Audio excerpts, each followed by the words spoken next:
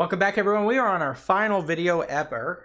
Not really, not ever, but final video for early Muslim expansion. I'm glad you're here. Today, we got the Battle of Tours to start us with. Looks like we're in Iberia. Glad you're here with me. Make sure you hit that like button. Make sure you hit that subscribe button if you love history, just like I do. Smush the cat. Okay, let's go. Islam's reign did not take place in Transoxiana, however, but in France. The Caliphate's previous defeat to Duke Odo at Toulouse, though a major setback, had not spelled the end of their ambitions in the region, and numerous raids were launched from the forward base of Narbonne during the 720s. 730 saw Duke Odo take advantage of the infighting in Al-Andalus to form an unusual alliance by giving his daughter Lampégie in marriage to Uthman ibn Naisa, often called Munuza in Frankish texts. Such an interesting but weird concept, isn't it? Arranged marriages, especially giving your family off to your enemy. Interesting and weird at the same time. A Berber leader in command of modern-day Catalonia. Though this deal would briefly stop the raids and bring a measure of security to Aquitaine, it would very quickly backfire when Uthman rose in rebellion against the recently appointed Arab governor Abdurrahman al-Ghafiqi.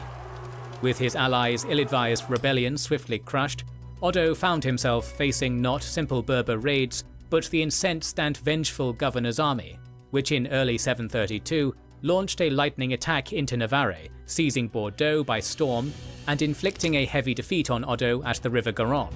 Wow.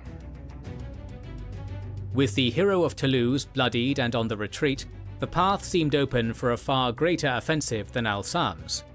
But in an act of desperation, Odo swore fealty to his one-time rival Charles, steward to the puppet king Theuderic IV, and the effective ruler of the Franks. While Charles had been absent in Toulouse, he had not spent the intervening 11 years idly. Knowing a confrontation with Al-Andalus was inevitable, he had taken out a large loan from the Pope, equipping and training one of the only professional standing armies in Western Europe since the collapse of the Roman Empire. In comparison, Abdul-Rahman, though remembered as a just and generous leader in Arab texts, seemed quite unprepared for confrontation with a rival such as Charles, unsurprising considering the rapid turnover of Umayyad governors and the preoccupation with Arab-Berber rivalries closer to home that the governor had worked so hard to calm. With his foes on the move and Odo's independence broken, the mayor of all the Franks gathered up a powerful army to halt the Umayyad incursion, joining the remnants of Odo's forces in October at the city of Tours in the path of the Umayyad advance. Reaching Tours on October 4th, Abdul-Rahman and his army, heavily laden with plunder already, were surprised to find an army in an organized phalanx-like formation atop We're getting some Alexander the Great flashbacks here. a hill just south of the city and the Loire River, and were left with the decision to fight or to abandon the loot they had taken at Bordeaux and withdraw. Tours was a rich prize, and Charles seems to have relied on its attractiveness as a target, and Abdul-Rahman's confidence after his decisive victory at Garonne to compel the Arab leader to attack. If the Umayyad army chose to withdraw, Charles's army of heavy infantry would be ill-suited to pursue, and would risk annihilation if they broke formation to do so, leaving the decision to do battle in the hands of the Muslims. With more than 25,000 soldiers and high-quality heavy cavalry unmatched by the Christian kingdoms of Europe, bolstered by fresh Berber horsemen from Ifriqiya, Abdul-Rahman held some major advantages over his outnumbered foes of some 17,000 to 20,000. Yeah, I mean, how do you lose this? Yet a cavalry charge, devastating though it could be in the right circumstances, relied heavily on the terror it could inspire. If the Franks held their ground in the face of a charge, rather than breaking, their tight formation and the uphill fighting would render the governor's strongest weapon relatively impotent. Okay, let's see what happens. Rather than rush to a decision, the Umayyad army made camp, waiting in standoff for 6 days. Wow. Though despite the approaching winter and the bitter cold setting in, the Franks did not abandon their defensive readiness atop the hill, the warmer clothing they had brought south with them from Austrasia serving them well as the invaders shivered in their camp. Yeah, they're very prepared. Finally, on October 10th, Abdul-Rahman made the decision to attack. worrying an order to abandon the treasure might lead to dissent in the ranks, and trusting his experienced soldiers to win him another victory. The main body of the Frankish army, Charles's professional heavy infantry, held firm on the hilltop, while raiders from among levied and local troops were dispatched to harry the Umayyad rear, taking advantage of paths through the nearby forests to maneuver past the enemy army despite its greater numbers and mobility. Abd al-Rahman, for his part, is remembered as a capable general, but whether out of overconfidence or a desire to finish the battle swiftly before his army suffered another freezing October night, he played his hand early in the battle, riding with his best heavy cavalry in a series of charges at the battle's start It's not doing anything, is he? that failed to dislodge the still fresh and eager Franks. Were he facing an army of levies and conscripts, as most of Western Europe would have sent against him, these heavy cavalry charges might have produced the panic and rout Abd al-Rahman hoped for, but instead casualties began to mount among the Umayyad army's finest, while the forests and nearby river prevented him encircling the mostly stationary Frankish army with his greater numbers. Despite the initial setbacks for the Umayyads, the battle was certainly not a one-sided one, and as the day of October 10th progressed, the outcome hung in the balance, with casualties on both sides rising until the armies parted at nightfall. The battle's end varies slightly between tellings, although most of the basic facts remain consistent. The official Frankish account, sponsored by the Carolingian dynasty, simply describes the Franks slaughtering their foes and driving them from the field with little further detail. The Mozarabic chronicle, contrarily, claims the Umayyads simply left during the night, with the Franks tensely awaiting another attack in the morning before discovering their foes' tents empty. Both ways you lose. The most complete account, and one that has worked its way into most tellings since, is an anonymous Arab chronicle that tells a somewhat different story than either. On the morning of the 11th, the Arabs returned to their attack on the Frankish formation, holding their own and, if the slightly dramatic telling is to be believed, breaking through the centre of the formation to push towards Charles, coming close to breaking the Franks completely. But a small force of Franks, likely levies or survivors from Otto's army, not trained to hold formation with Charles's professional soldiers, I mean, this makes sense given that they left earlier. took advantage of paths through the forest to raid the Arab camp.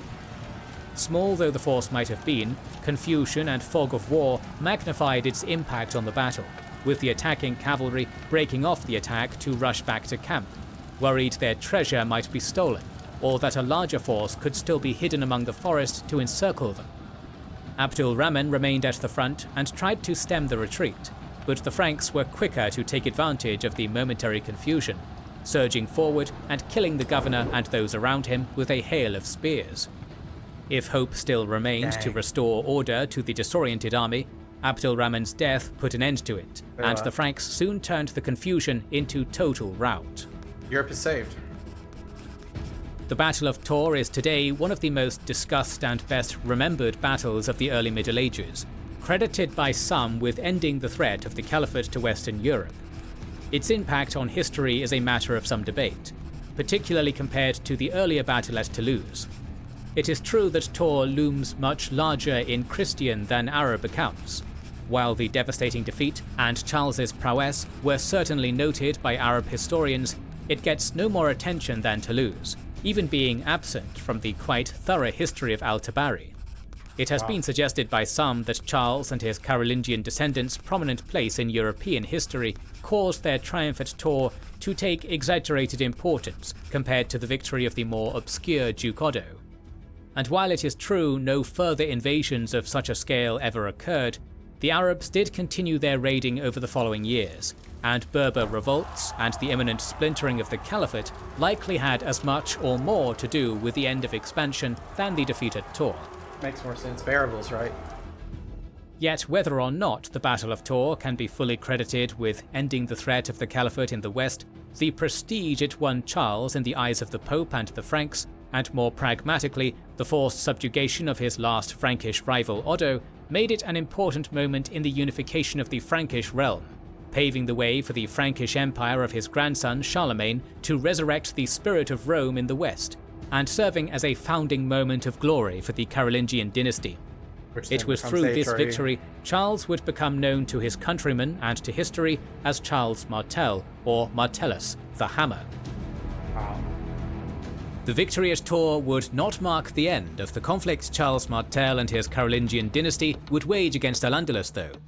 The earlier victories over Odo and the Visigoths of Septimania meant portions of today's southern France remained in Muslim hands, and to some independence-minded Gallo-Roman nobility, particularly Duke Maurontus of Provence, Charles Martel's powerful and expansionist Frankish realm now seemed more of a threat than the Muslims. Though formerly subject to the Frankish crown for nearly a century, Gallo-Roman nobles with very old roots still ruled Provence more or less autonomously, and wished to maintain that independence in the face of the empire builder Charles. Thus, in 734, 2 years after their defeat at Tours, the Umayyads added Avignon to their realm, apparently not through conquest but through diplomacy, with Maurontus willing to forge alliances with non-Christians to avoid subjugation. Other accounts suggest that it was in fact conquered, along with Arles in 735, by Narbonne's Umayyad governor Yusuf ibn Abd al-Rahman al-Fihri. And while the stronger evidence points to an alliance, it is certain Maurontus was under great pressure from both sides, and his alliance with Yusuf would have been an uneasy one at best. Whatever the case, with 735 also seeing Duke Odo's death, and Charles receiving the formal pledge of fealty from his successor, Hunald of Bordeaux, the stage was set for a new set of confrontations between the Hammer and the Caliphate. The Franks were this time on the offensive, with Charles deploying his brother Childebrand in 736 with an army to bring Provence to heel and drive out the Umayyads.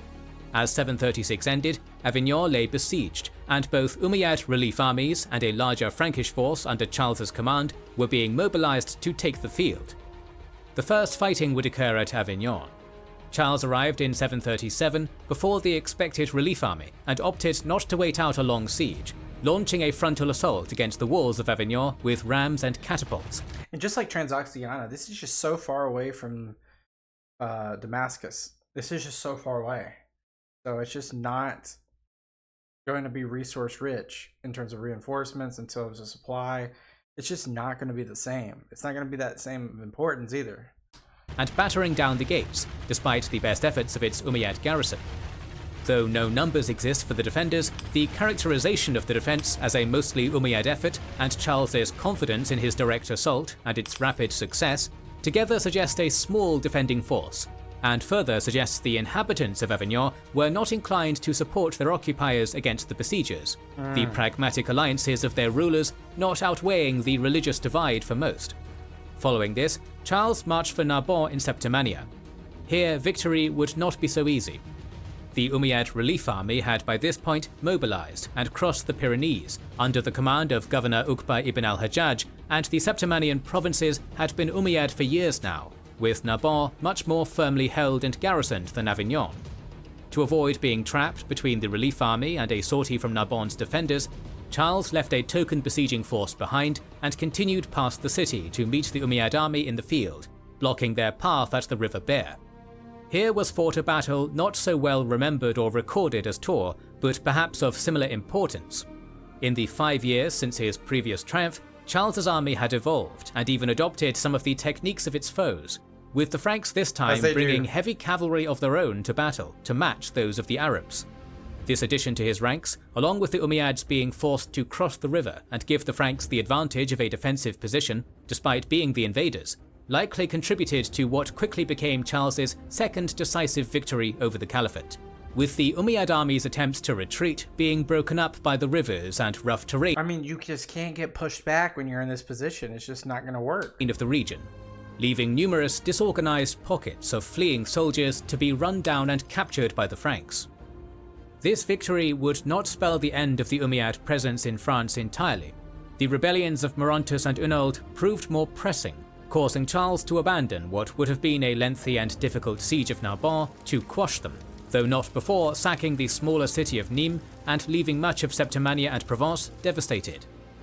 The death of the Merovingian king Theoderic in the same year left Charles a steward without a king to represent, possibly undermining the legal charade holding up his rule, though the forging of an alliance with the Lombards of Italy during this time demonstrates that Charles was powerful enough and secure enough in the throne that was his in all but name to ignore such questions of legitimacy for the time being.